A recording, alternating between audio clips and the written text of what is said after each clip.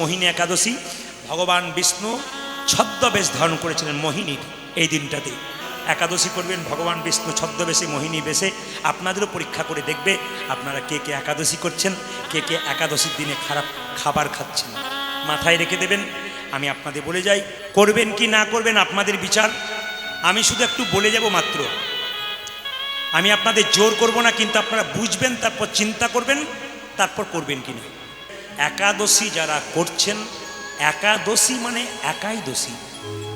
8 থেকে 80 বছর পর্যন্ত যে কোনো ব্যক্তি একাদশী করতে পারে। প্রশ্ন, মায়েদের 4 দিন শরীর খারাপ হয়, একাদশী করতে পারে? 100% উত্তর, আপনি করতে পারেন, অবশ্যই করবেন। প্রকৃতি আপনার, আপনি 100% করবেন। অনেকে বলে ওষুধ খায়, মেডিসিন খায়, একাদশী করতে পারি? আপনি অবশ্যই করবেন, আরও সুন্দর থাকবেন। মেডিকেল সায়েন্স বলছে আপনার যে প্রতিদিন যে মেশিন শরীরে, এই মেশিন তো চালু রয়েছে। যেমন সপ্তাহে যারা চাকরি করে কোম্পানিতে মেশিন চালু থাকে, একদিন ছুটি থাকে রেস্ট, সেরকম একদিন রেস্ট দিতে হয় আমাদের পেটটাকে 15 দিন পর পর। আপনার শরীর ভালো থাকবে, আরও চাঙ্গা স্ট্রং হবে আপনার বডি ফিটনেস, যদি আপনি ফাস্টিং করতে পারেন, উপবাস করতে পারেন। বিরাট বড় মাহাত্ম আছে। এমনি মহাজনরা এমনি করে নাই, খুব ভাবনা চিন্তা করেছে, ঋষিরা রিসার্চ করে করে বের করেছে এগুলো আমাদের মঙ্গলের জন্য। আমরা ওদের পথ না ধরে আমরা পাশ্চাত্য শিক্ষা গ্রহণ করে উল্টো পথ ধরেছি, রোগের বাসা করে নিচ্ছে আমাদের দেহটাকে। এ তো আমাদের জন্য করছেন, আপনারা করতে পারছেন না। একটা মুসলিম সমাজে বাচ্চা থেকে বুড়ো পর্যন্ত রোজা রাখছে, আমাদের লজ্জার ব্যাপার একটা 17 বছরের ছেলে একাদশী করতে পারে না। কেন? সে নাকি দোকানে না খেলে ভালো থাকতে পারে না। তার ছেলে বলে এখন থেকে নিরামিষ খাবে, দুর্বল হয়ে যাবে। বিরাট কোহলির কথা বলবেন, আমি একটু বললাম, ও দুর্বল হয়ে গেছে 6 মারছে। বলবেন রোহিত শর্মা 6 মারছে, দুর্বল হয়ে গেছে। হ্যাঁ, আইজাক নিউটন, এই যিনি আইনস্টাইন, তিনি নিরামিষ খেতেন, তিনি দুর্বল হয়ে গেছেন। যত সব ফালতু মিথ্যা কথা বলে বলে আপনি বলে দেখে নিন, একটা 45 বছরের ছেলে আমিষ মাংস মাছ খেয়ে কী করছে? বৃদ্ধ হয়ে যাচ্ছে, মোটা হয়ে যাচ্ছে, চলতে পারছে না। একজন বৈষ্ণব 80 বছর বয়স, দিব্যি রাস্তা দিয়ে হেঁটে হেঁটে চলে যাচ্ছে। ও জীবনটাকে উপভোগ করতে জানে। যে যত ভোগী সে তত রোগী, আর যে যত ত্যাগী সে তত নিরোগী। অনুকূল ঠাকুর বলেছেন পরম প্রেমময়, যারা নিরামিষ খায়, আচার বিচার পালন করে, তারা বট গাছের মতো দীর্ঘদিন ধরে বাঁচতে পারে। ডাক্তারের খাতায় নাম কম লেখাতে হয়। যারা আমিষ খায় কলা গাছের মতো ধীরে ধীরে বাড়ে আর হুড় হুড় করে পড়ে। একাদশীর আগের দিন ব্রাশ করে নেবেন। ধরুন 5ই জ্যৈষ্ঠ একাদশী, 4ই জ্যৈষ্ঠ রাত্রিবেলায় ব্রাশ করবেন, লবণ খেতে পাবেন না।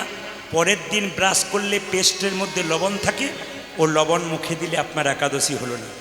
জিভ পরিষ্কার করতে করতে যদি জিভ ঝোলাতে জিভ কেটে যায়, আপনার রক্ত বেরিয়ে গেলে একাদশী হলো না। তাই আগের দিন করে নিতে হয়, পরের দিন সকালবেলা গরম জল দিয়ে মুখটা ধুতে হয়। সকালবেলায় ঘুম থেকে উঠে নতুন বস্ত্র কিংবা শুদ্ধ বস্ত্র পরে নিলেন, ধোয়া বস্ত্র। আপনি স্নান করে ভগবানের পুজো করলেন, ভগবান একটু ভাগবত গীতা পড়লেন, হরে কৃষ্ণ মহামন্ত্র বললেন। সবার কাছে নিবেদন রইল, সেই দিন 5টা জিনিস খেতে পাবেন না: চাল, গম, যব, সরিষা, ডাল। এর থেকে যা জন্ম, মানে চাল থেকে যা যা জিনিস তৈরি হয়, ডাল থেকে যা যা হয়, জব থেকে যা যা হয়, সরিষা থেকে যা যা হয়, সব কিছুই সেদিন বারণ। সরিষার তেল মাখতে পাবেন না, সরিষার তেল খেতে পাবেন না। নারকেল তেল মাখতে পারেন, সাদা তেলের রান্না খেতে পারেন। এবার বলে রাখি, একাদশী মানে এই নয় লোককে জানানো। আমার ওখানে যারা একাদশী করে আমি দেখেছি দরজার সামনে বসে থাকে একবেলা পর্যন্ত। লোকে জিজ্ঞেস করে, দিদি তুমি কোনোদিন বাইরে বসো না, আজকে বসে আছো? আর বলো না, আজ আমার একাদশী। মানে লোক জানানো আর কি। আবার অনেকে আমার কাছে আসে, প্রদীপবাবু কি কি খেতে পাবো বলুন তো। মানে খেতে পাওয়ার কথা বলে, না পাওয়ার বলে কি কি খেতে পাবো বলুন তো। আমি সব খাবেন আপনি, কোনো অসুবিধা নেই। একাদশীর দিনে পঞ্চশস্য বারণ, মাথায় রাখবেন। একাদশীর দিনে যত মুখ ঝুটা কম করবেন তত ভালো। আপনারা সব চিকিৎসা করাতে যাচ্ছেন, কি করলে মোটা কম হব? ভাগবত গীতা পড়ুন, কোথাও যেতে হবে না, পরিষ্কার করে বর্ণনা করা আছে। আপনার পেটটাকে 4 ভাগ করলে প্রতিদিন 2 ভাগ খাবার খাবেন, 1 ভাগ জল খাবেন, 1 ভাগ ফাঁকা রাখবেন। ও রোগ আপনাকে সহজে আক্রমণ করতে পারবে না। যেদিন একাদশী 1 ভাগ খাবার খাবেন, 1 ভাগ জল খাবেন, 2 ভাগ ফাঁকা রাখবেন। যত মুখ ঝুটা কমবেন কম তত ভালো। এই কমিটির মধ্যে একজন ভাই আছেন, আমার কাছে গিয়েছিলেন, তার ছেলে কৃষ্ণ ভক্ত হয়ে গেছে কীর্তন শুনে। বহু ছোট ছোট বাচ্চা তার মাকে বলে, আমি আপনার বোলপুরে কয়েকদিনের গান করছিলাম, তো মেয়েটার জন্মদিন হবে কয়েকদিন পরে, তো তার বাবা বিরাট ব্যবসায় নিযুক্ত, বলছে আমি আপনার কীর্তন শুনবার সময় পাই না, এরা মা মেয়েতে শোনে। মেয়েটা খুব বাচ্চা, তো বাবাকে বলেছে, বাবা আমার জন্মদিনে কোনো আমিষ চলবে না, কোনো প্রাণী নেওয়া চলবে না, আমার জন্মদিনে কেক কাটা হবে না, আমার জন্মদিনে ঘিয়ের প্রদীপ, আর আমার জন্মদিনে জ্বালাতে হবে কি ঘিয়ের প্রদীপ আর পরমান্ন প্রসাদ দিতে হবে, আমি কেক কাটবো না। বলে কেন রে, সবাই যে করে না, আমি প্রদীপ বাবুর কীর্তন শুনেছি, মাত্র মেয়েটা বয়স 8 বছর। তখন তার বাবা বলল, আপনি বিশ্বাস করবেন না, ও যখন ওই কথাটা বলল, আমি পাষণ্ড রাস্তায় অখাদ্য কুখাদ্য খেতে হয়, ব্যবসা বাণিজ্য করে বেড়াই। আমি তখন ভাবলাম কোন সুখনে আমার মেয়েটাকে জন্ম দিলাম, যার জন্য আমার মেয়ে আমাকে শিখিয়ে দিচ্ছে, আমার চৈতন্য হয়ে গেল। আপনার কীর্তন শুনে মেয়েটি ভক্ত হয়ে গেল, ক্লাসে ফার্স্ট হয়, এত সুন্দর পড়াশোনা করে, একবারে তিলক করে তুলসী পাতা গোবিন্দকে দিয়ে তারপর বেরোই, ওর মা শিখিয়ে দেয়, আমার মা শিখিয়ে দেয়। আপনারা শেখাবেন আপনাদের বাচ্চাকে। খুব দামি দামি কথা আছে বাবা, শুনলে চৈতন্য ফিরবে। আমার শুধু একটাই কাজ, যেন মানুষ কৃষ্ণ ভজনের পথটা ধরে। আপনি সুখী হবেন একটা জায়গাতে যদি কৃষ্ণ ভজন করেন, বাকি কোনো জায়গাতে সুখ নাই। আপনি সব কর্ম করুন কিন্তু কৃষ্ণকে ছাড়বেন না, তাকে অর্পণ করে। একটা প্রমাণ দিয়ে দিই, একটা আসরে নাম করব না, ক্যামেরা হচ্ছে। 5 বছর ধরে একটা মেয়ে যত আসরে যায়, ওই মেয়েটা আধুনিক জামা কাপড় পরে, খাটো পোশাক পরে, সিঁদুর নেয় না, হাতে শাঁখা নাই, মেয়েটার সামনে বসে কীর্তন শোনে। কীর্তন কিন্তু শোনে প্রথম সারিতে, খুব কম বয়স, বয়স হবে প্রায় 28-30 মতো। এবারে যখন গান করতে গেলাম, তখন দেখছি আমি যত কীর্তন গান গাইছি, মেয়েটা বসে বসে কাঁদছে। আর স্মৃতিতে সিঁদুর নিয়েছে, টকবগে শাঁখা পরেছে, নামাবলী নিয়েছে, নামাবলী নিয়ে একটা সাদা লাল পেরে শাড়ি পরে এসেছে। কীর্তনে শেষে বললাম, কি গো তোমার এই পরিবর্তন কি করে হলো? উনি বললেন, দাদা আমার ছেলেটার জন্য আমি ফিরে পেলাম। বলে কেন? আমার ছেলের 8 বছর বয়স, ছোট থেকে খালি কীর্তন করে, বলে ধুতি পরিয়ে দাও, ভগবানের নাম করব, নিরামিষ খাবো। আমি মনে মনে ভাবলাম, কীর্তন শুনেছিলাম, সাজ পোশাক আমার ভালো ছিল না, লোকে আমাকে ঠাট্টা করতো, সামনে আমি আধুনিকা হয়ে বসে থাকতাম বলে। কিন্তু কি সুক্ষণে আমার ছেলে জন্ম দিয়েছে গোবিন্দের কৃপাতে, ও কিছুই বোঝে না, অথচ 7 বছর বয়স থেকে বলছে, মা নিরামিষ খাবো, আমাকে তিলক দিয়ে দাও, আমাকে পরিয়ে দাও। তখন থেকে আমি বুঝতে পেরে গেলাম, আমার রত্নগর্ভা। তোমরা বলো না যে মেয়ে, মা যদি ভালো সন্তান দেয় রত্নগর্ভা, আমার ছেলে যদি আমিষ না খায়, আমি মা হয়ে তুলবো কি করে? প্রতিজ্ঞা করলাম, খোকা মুখে দিতে গেলেই বমি করে দেয়। তখন আমি বুঝতে পেরে গেছি, গোবিন্দ কৃপা করেছে, আমাকে কৃপা করে সুন্দর একটা ফসল দিয়েছে। মাটা মাত্র 28 বছর বয়স, তুলসীর মালা নিয়ে, তিলক নিয়ে আসরে গত কয়েকদিন আগে কীর্তন শুনছি। আমি চমকে গেলাম, প্রণাম করলাম। আমাকে এসে বলল, কি জন্যে হলো? বললাম, তোমার বাইরের সাইজটা যেমন থাক, আসরে বসে তো তুমি কীর্তন শুনতে, ওই জন্য তুমি এইরকম সন্তান লাভ করেছ। একজন সন্তানের জন্য একজন বাবা সব ত্যাগ করতে পারে। কত বাড়িতে কম বয়সে ছেলেরা বলে, গার্জেন আমাকে ফোন করে, আপনার কীর্তন শুনে সব তো নিরামিষ করছে, কি ব্যাপার? ছেলে তো একবার কৃষ্ণ ভক্ত হয়ে গেলাম। আপনার তো ভাগ্য ভালো, আপনার ছেলে খারাপ হবে না, চরিত্রহীন হবে না, মাতাল হবে না, বদমাইশ হবে না, আপনার মৃত্যুর সময় শান্তিতে মরতে পারবেন। আমি একজন কৃষ্ণ ভক্ত সন্তান সংসারে রেখে গেলাম। এই প্রতিজ্ঞা করুন, ভারতবর্ষের প্রত্যেকটি সনাতন ধর্মের মানুষের বাড়িতে একটা করে যেন কৃষ্ণ ভক্ত সন্তান হয়। এটা আমি বারবার প্রার্থনা করে যাই ভগবানের কাছে, আমাদের প্রতিটি বাড়িতে যেন ছেলে হোক আর মেয়ে হোক, একটু যেন কৃষ্ণ ভক্ত। কোলে করে এনেছেন, ও কীর্তন শুনুক না শুনুক, ঘুমাচ্ছে, তবু তো মতি হচ্ছে, আপনার জন্য হচ্ছে। আপনি যে শুনছেন, ছেলের কৃপা হবে, একদিন বুঝতে পারবেন। আমি কষ্ট করে ছেলেকে কোলে নিয়ে কীর্তন শুনেছি, আমি একদিন ফল পেয়ে পাবেন, 100% পাবেন। মায়েদের কাছে নিবেদন রইল, সেদিন একাদশী মানে এই নয়, সেদিন কি প্রার্থনা করবেন মায়েরা মাথায় রাখবেন। সেদিন প্রার্থনা করবেন, ভালো কথা শুনবো, খারাপ কথা শুনবো না, খারাপ কথা বলবো না, খারাপ জিনিস দেখবো না, এই প্রতিজ্ঞা করবেন। তবে বলে রাখি, একাদশীর মাহাত্ম্যে শোনা কোন মায়েরা যে যেখানে বসে আছেন, একাদশী কিন্তু 8 থেকে 80 বছর করতে পারেন। বাড়িতে কেউ মরে গেলে জন্মাশয় হলে আপনারা একাদশী করতে পারেন, অসুবিধা নেই।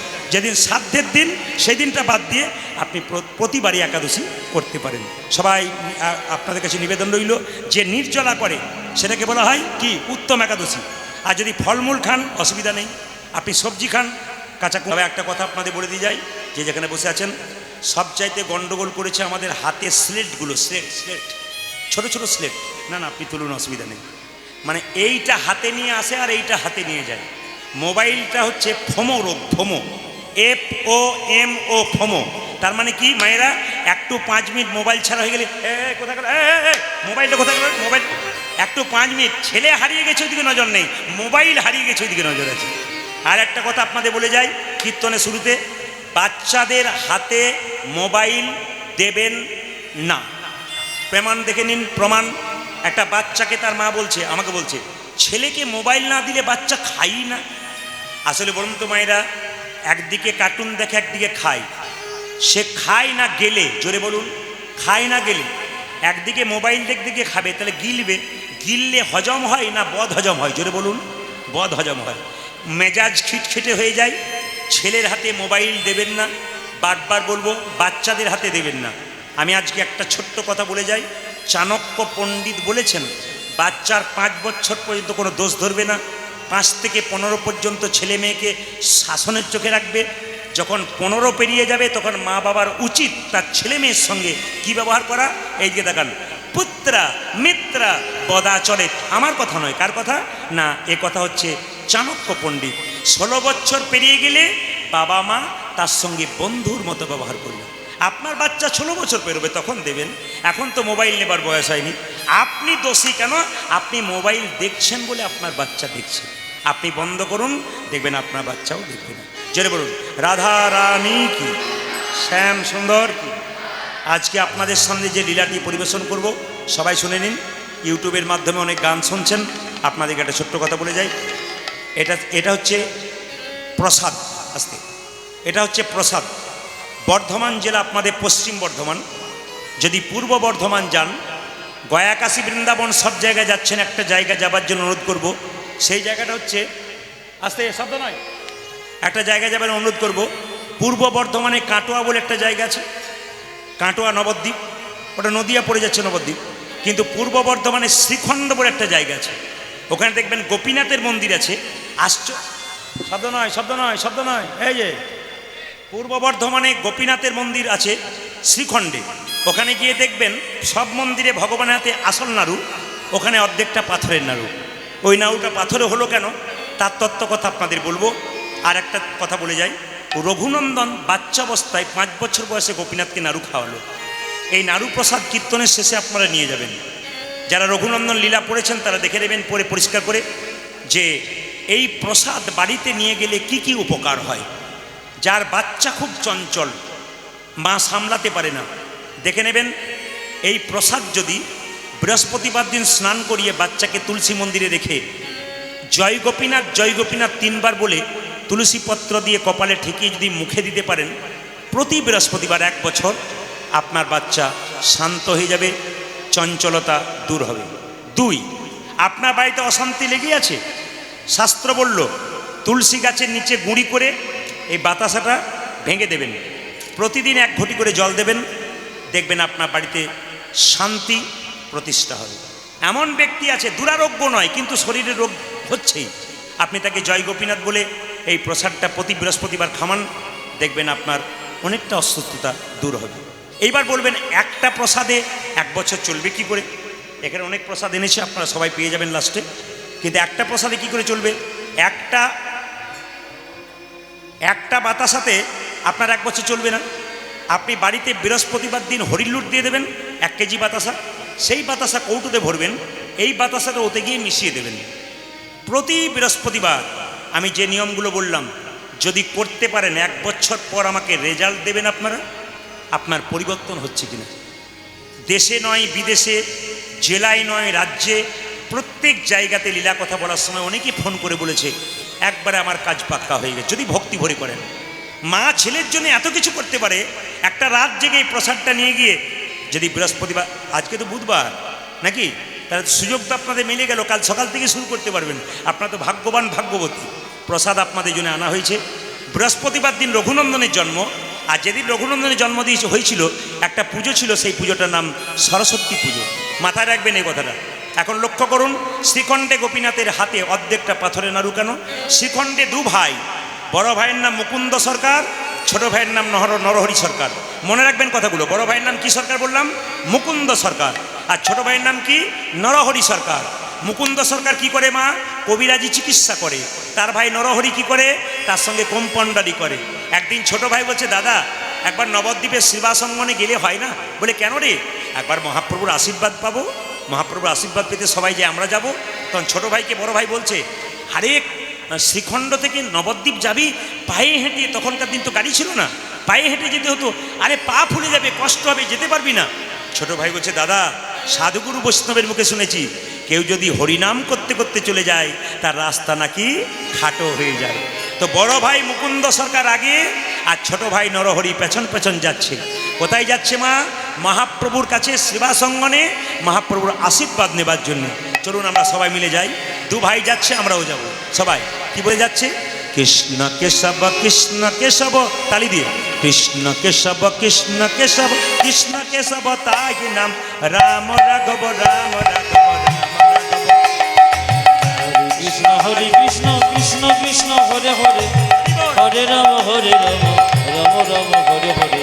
কৃষ্ণ কেশব কৃষ্ণ কেশব, কৃষ্ণ কেশব তাই নাম, রাম রাঘব রাম রাঘব রাম রাঘব রক্ষম। হরে কৃষ্ণ কৃষ্ণ কৃষ্ণ হরে হরে, হরে রাম রাম রাম হরে হরে। কৃষ্ণ কেশব কৃষ্ণ কেশব, কৃষ্ণ কেশব তাহি নাম, রাম রাঘব রাম রাঘব রাম রাঘব রক্ষম। উলধ্বনি। হরে কৃষ্ণ কৃষ্ণ কৃষ্ণ হরে হরে, হরে রাম রাম রাম হরে হরে। হরে কৃষ্ণ কৃষ্ণ কৃষ্ণ হরে হরে, হরে রাম রাম রাম হরে হরে। কৃষ্ণ কেশব কৃষ্ণ কেশব, কৃষ্ণ কেশব তাহি নাম, রাম রাঘব রাম রাঘব রাম রাঘব রক্ষম। কৃষ্ণ হে নিতাই গৌর হরি হরি।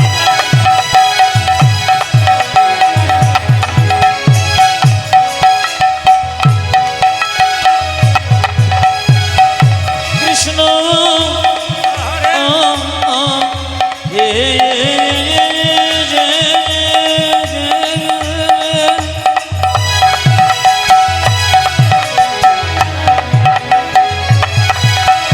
হাততালি দিয়ে সবাই চলুন।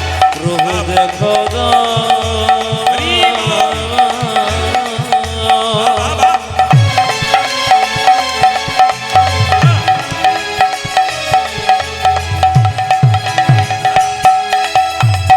কৃষ্ণ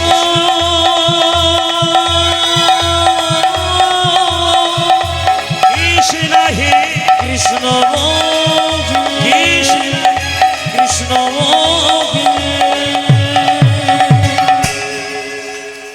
এবার বলবেন, যে গাছে ফল ধরে সেই গাছের ডালটা উঁচু দিকে যায় না নিচের দিকে যায়? টোনটা একটু আমি জোরে শুনতে চাই। যে ঘুমাচ্ছে সে বলুন। যে গাছের ডালটা আচ্ছা, যে গাছে ফল ধরে সেই গাছটা ডালটা নিচের দিকে যায়। যদি হও নিচু তবে পাবে কিছু। মায়েরা, একটা সোনার কলসি যতই দামি হোক, একজনের কাছে মাথা নিচু করতে হয়। কার কাছে? একটি গ্লাসের কাছে। তুমি কয়েকশো কোটি টাকার মালিক হতে পারো, মৃত্যুর কাছে তোমাকে মাথা নিচু হতেই। কথাগুলো শুনবেন, দামি কথা শুনে নিন, জীবনে কাজে আছে। যারা ভক্ত হয় তাদের ভাব কেমন হয়? হরে কৃষ্ণ। আর যারা অভক্ত হয় তাদের ভাব কেমন হয়? এইরকম। কিছু মনে করবেন না মায়েরা। মুকুন্দ সরকার নরহরি সরকার দুজনে মিলে শিবাসের দরজায় দাঁড়িয়ে আছে। ভক্ত যদি কাইমনে কোনো বাঞ্ছা করে, ভগবানের সাধ্য নাই সেই বাঞ্ছা নাহি করে। মন্দিরে দাঁড়িয়ে দাঁড়িয়ে বসে বসে একই কথা কেউ যদি প্রতিদিন বলে, আমি আসরে দাঁড়িয়ে বলে গেলাম আপনার মনের ইচ্ছা পূর্ণ হবেই। একই কথা বারবার বলুন ভগবানের মন্দিরে। কেন? ভক্ত ভগবানের কাছে গাড়ি বাড়ি টাকা পয়সা চাই না তো, ভক্ত ভগবানের কাছে প্রেম আর ভক্তি চায়। আজকে যেহেতু প্রথম দিন, সেহেতু মহাপ্রভুর একজন ভক্তের কথা বলবো। তিনি রঘুনন্দন। এই যে মালা তিলক আসরে করে না, এই মালা তিলকের প্রথা প্রথম চালু করেছিল রঘুনন্দন। একথা মনে রাখবেন, সেবাসঙ্গনে মহাপ্রভু যখন কীর্তন করতেন তখন প্রথম চালু করেছিল এই মালা দেওয়া এবং তিলক দেওয়া একমাত্র রঘুনন্দন। এই জন্য আজকে আপনাদের সামনে রঘুনন্দন লীলা প্রস্তাবনা দিলাম। আগামীকাল আপনাদের সামনে কৃষ্ণের চরিত্র বর্ণনা হবে। পরশু তো রাস, পরের দিন তো কুঞ্জ বর্ণন বাধা। এই জন্য আপনাদের কাছে আপনারা মাথায় রাখবেন, ভক্ত যদি কাইমনে কোনো বাঞ্ছা করে ভগবানের সাধ্য নাই। ছোট ভাই বলছে, দাদা ও দাদা, প্রভু এখনো বেরোলো না, দেখতে পেলাম না। আরে অত অধৈর্য কেন? ধৈর্য ধর, ধৈর্য ধর, প্রভু বেরোবে। মহাপ্রভু শিবাসকে ডেকে বললেন, শিবাস, দু ভাই আমাকে দেখবার জন্য এসছে, চল একবার দেখা দিয়ে আসি। মা ভক্তের মনোবাসনা পূর্ণ করবার জন্য মহাপ্রভু ঘর থেকে বেরিয়ে এলেন, সেবাসঙ্গন থেকে।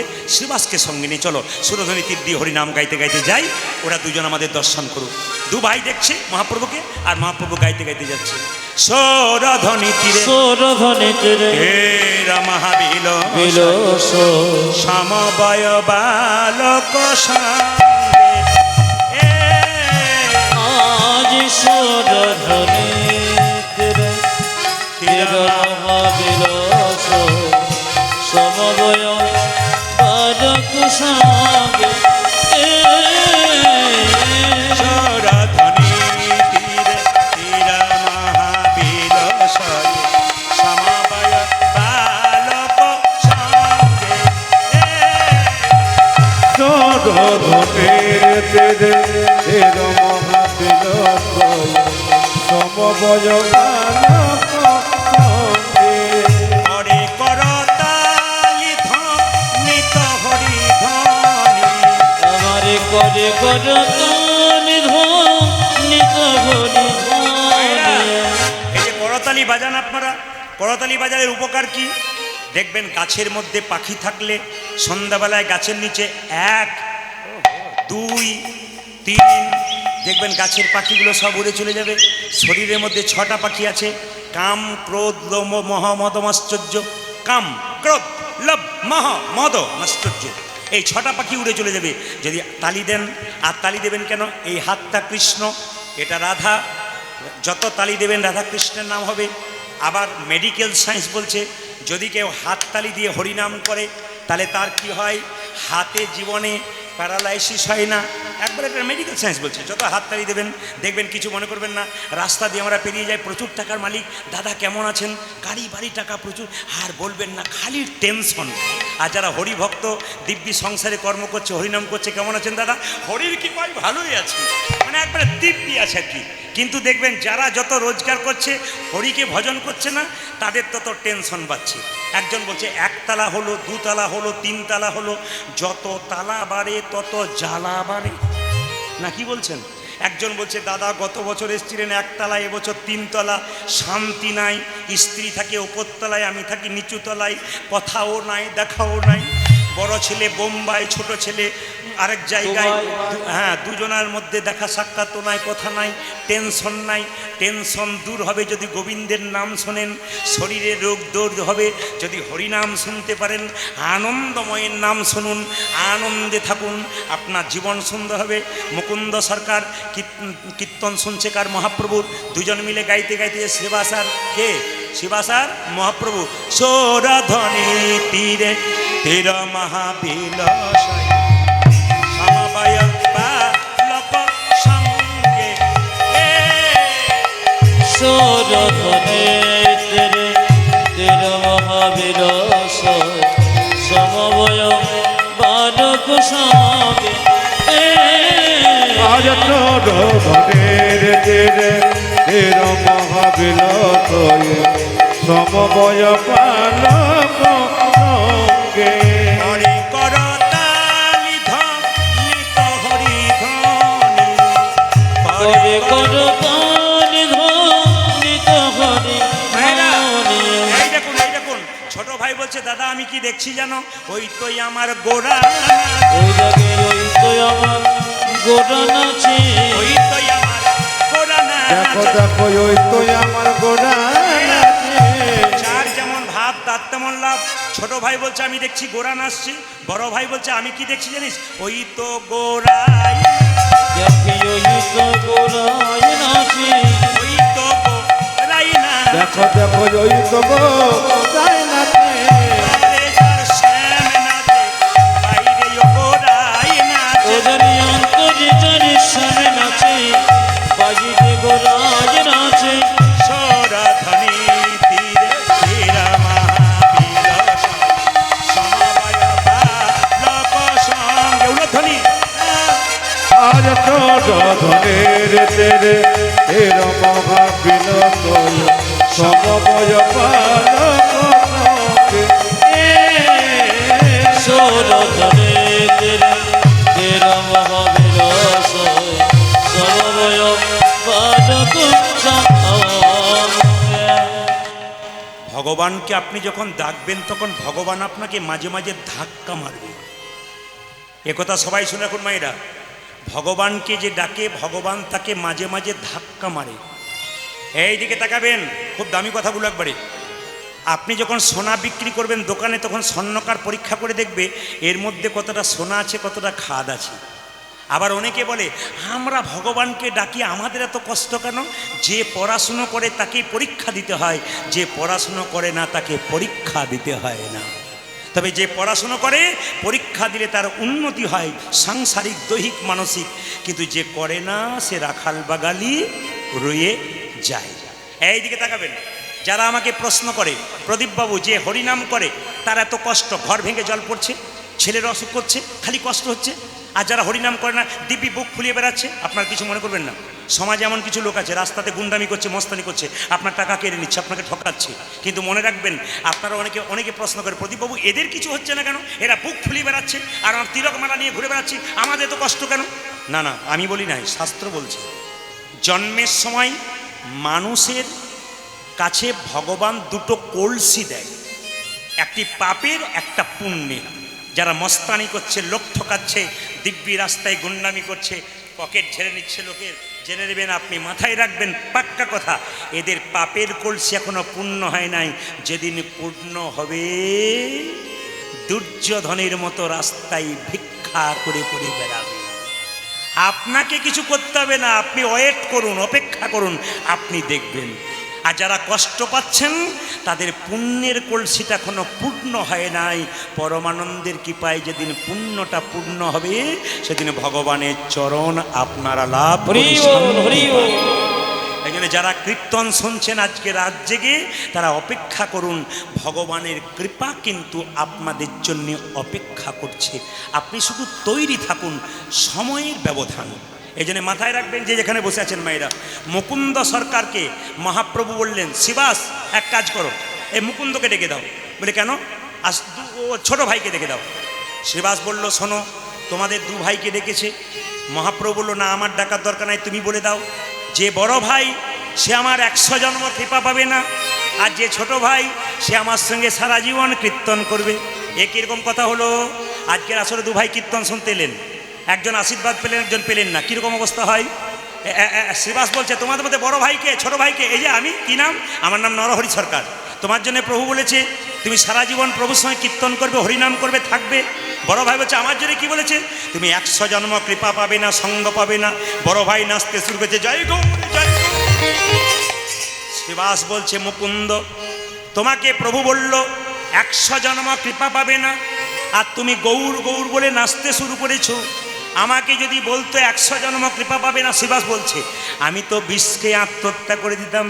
একথা শুনে মুকুন্দ বলছে শোনো শোনো শ্রীবাস, প্রভু যদি বলতো কোন জন্মে সঙ্গ পাবো না, কোন জন্মে সঙ্গ পাবো না, তাহলে না হয় আমি বিষ খেয়ে আত্মহত্যা করে দিতাম, বিষ খেয়ে আত্মহত্যা করে দিতাম। প্রভু বলেছে 100 জন্ম সঙ্গ পাবো না, সঙ্গ পাবো না, 100 জন্ম না হয় গৌর গৌর বলে কেঁদে বেরাবো।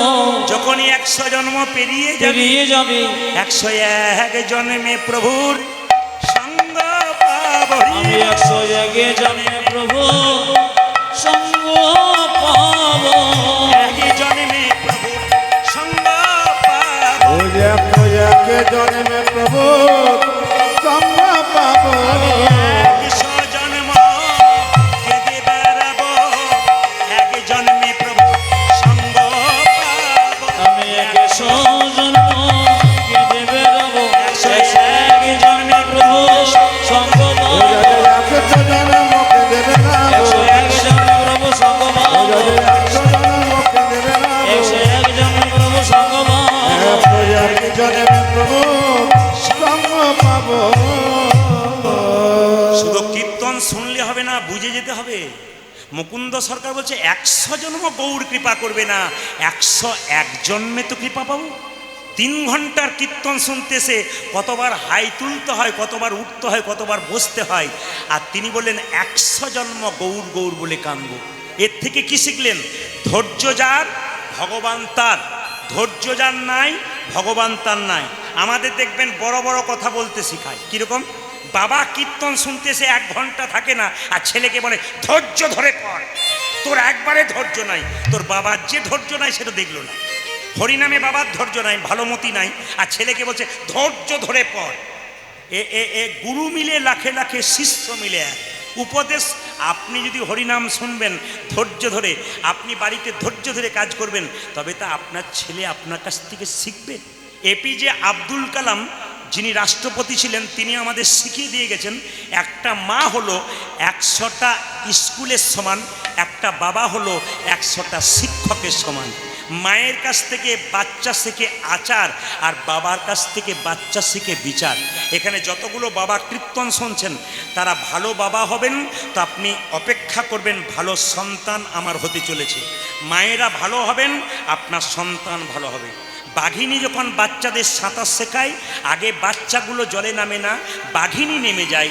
বাচ্চাগুলো মনে মনে ভাবে মা যদি নেমে যায় আমাদের চিন্তা কি, চর আমরা পেছন পেছন নামবো। মা যদি ভক্তির পথে নামে, ছেলেও ভক্তির পথে নামবে।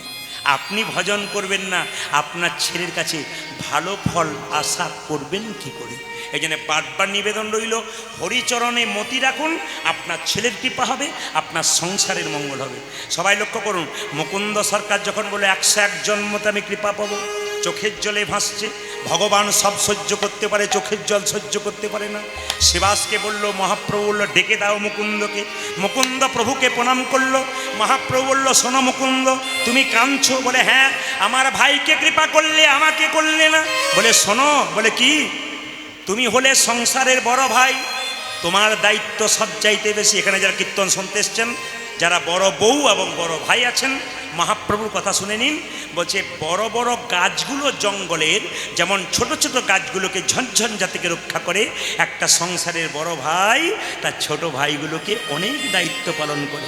শোনো মুকুন্দ, তুমি বাড়ি ফিরে যাও, শ্রীখণ্ডে একটা গোপীনাথের মন্দির তৈরি করো, জীবের দ্বারে হরিনাম দাও, আর তুমি গরিবদের চিকিৎসা করো। তবে মুকুন্দ, তোমার মাথায় হাত দিয়ে আশীর্বাদ করলাম, তুমি কাল থেকে বাড়ি গিয়ে যাকেই চিকিৎসা করবে তারই রোগ ভালো হয়ে যাবে।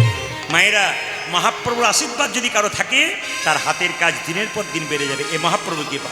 মুকুন্দকে বলল, তুমি বাড়ি ফিরে যাও, গোপীনাথের মন্দির তৈরি করো, জীবের দ্বারে হরিনাম দাও, কিন্তু গরিবের চিকিৎসা করবে, টাকা নেবে না।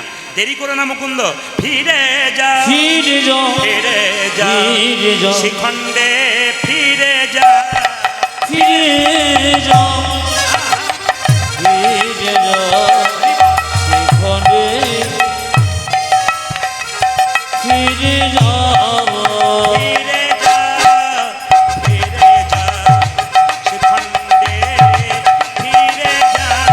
আরে ফিরে যাও, ফিরে যাও, শ্রীখণ্ডে ফিরে যাও।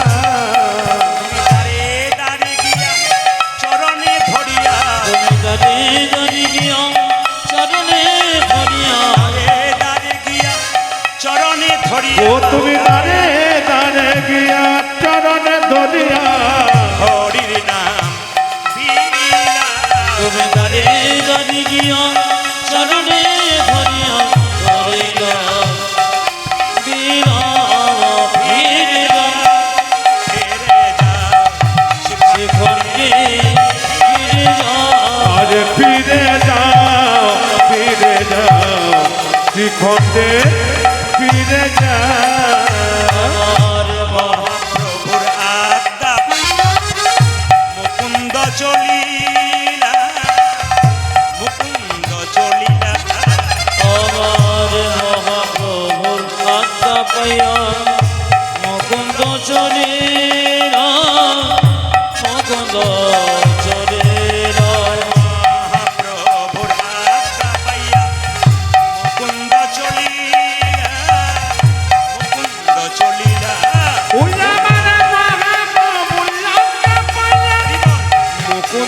চলিলা মুকুন্দ চলিলা আর শ্রীখণ্ড গ্রামেতে আমি শিখণ্ড গ্রামেতে যশি শ্রীখণ্ড গ্রামেতে আসি আজ শ্রীখণ্ড গ্রামে আসি উপনীত হইলা উপনীত হইলা আমি শিখণ্ড গ্রামেতে যশি উপনীত হইয়া উপনীত হইয়া বলো হরি বল বালা বালা হরি গুরু হরি বালা বালা হরি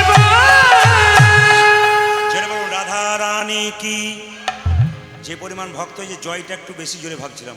রাধা রানী কি, বেড়েছে আরো বাড়বে, যত রাত হবে তত কমবে না, কি বলছেন? রাধা রানী কি, শ্যাম সুন্দর কি।